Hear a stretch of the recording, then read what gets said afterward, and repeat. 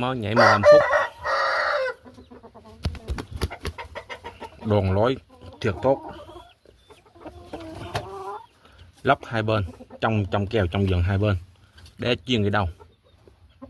Chàng hiện tại là 2 cái bẫy yếu mà hơi ốm ghê. Chàng đé tầm phải 29-3 kg. Đé 2 chân máu mũ, mó cắt tay.